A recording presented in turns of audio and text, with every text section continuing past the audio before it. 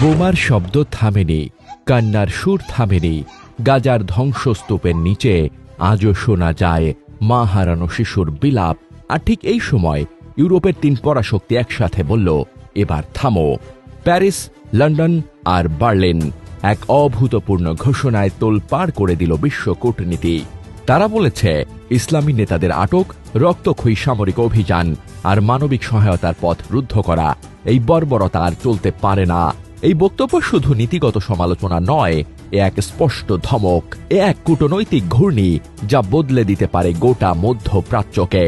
কিন্তু সবচেয়ে বড় বিস্ফোরণ তখনই এলো, ফ্রান্সের প্রেসিডেন্ট এমানুয়েল ম্যাক্রো ঘোষণা দিলেন, ফিলিস্তিনকে রাষ্ট্র হিসেবে স্বীকৃতি দিতে চলেছে ফ্রান্স। G7 এর সদস্যদের মধ্যে ফ্রান্সই প্রথম যারা এই সাহসী পদক্ষেপ গ্রহণ করতে যাচ্ছে। বিশ্লেষকরা বলছেন, এটা শুধু একক সিদ্ধান্ত নয়, এটা বহুদিনের চাপের ফল। গাজার ধ্বংসলীলা, ইউরোপ জুড়ে বিক্ষোভ, ফরাসি মুসলিমদের ক্ষোভ, রাজনৈতিকভাবে কোণঠাসা ম্যাক্রোর জবাব, সব মিলিয়ে এই ঘোষণা এসেছে এক তীব্র বাস্তবতা থেকে।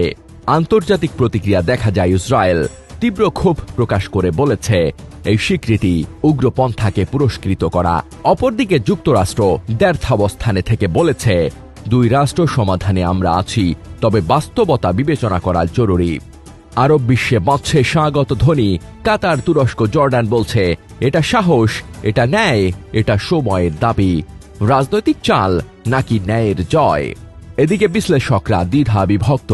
কেউ বলছে ফ্রান্স সত্যি মানবিকতা দেখাচ্ছে, আবার কেউ বলছে এটা অভ্যন্তরীণ চাপ সামলানোর একটি কৌশলী পদক্ষেপ। ফরাসি মুসলিম ভোটারদের সন্তুষ্ট করা, মধ্যপ্রাচ্যের নতুন কূটনৈতিক প্রভাব তৈরি করা, ইউরোপে নেতৃত্বের আসনে বসার কৌশল। তবে যাই হোক, বাস্তবতা একটাই, এই ঘোষণা বদল আনছে। স্পেন, আয়ারল্যান্ড ও নরওয়ে ইতোমধ্যেই ফিলিস্তিনকে স্বীকৃতি দিয়েছে।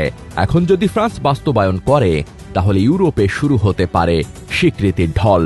জার্মানি ও যুক্তরাজ্য এখনো থমকে আছে, কিন্তু তারা কি বেশি দিন চুপ থাকবে? ফিলিস্তিনের রামাল্লা বলছে, এটা শুধু স্বীকৃতি নয়, এটা এক দীর্ঘ সংগ্রামের ফল।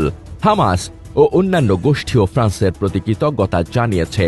তারা বলছে, এটা ন্যায়ের জয়, দীর্ঘ বঞ্চনার প্রথম জবাব।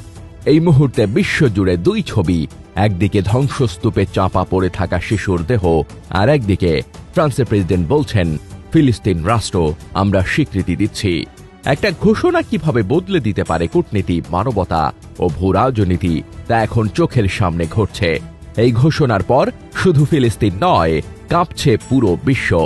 সেপ্টেম্বর আসুক, ফ্রান্সের ঘোষণায় ফিলিস্তিন কি শুধুই কাগজের রাষ্ট্র হবে, নাকি সত্যি স্বাধীনতার দিকেই এগোবে? সময়ের অপেক্ষা, ইতিহাসের বাঁক ঘোরার মুহূর্ত। আমাদের ভিডিওগুলো যদি ভালো লেগে থাকে, তাহলে অবশ্যই আমাদের ইউটিউব চ্যানেলটি সাবস্ক্রাইব করুন, লাইক, কমেন্ট, শেয়ার করে ছড়িয়ে দেওয়ার অনুরোধ রইল। আর ফেসবুক অথবা টিকটকে দেখে থাকলে ফলো দিয়ে সাথেই থাকুন। আপনাদের ভালোবাসা ও সমর্থনই আমাদের অনুপ্রেরণা। ধন্যবাদ।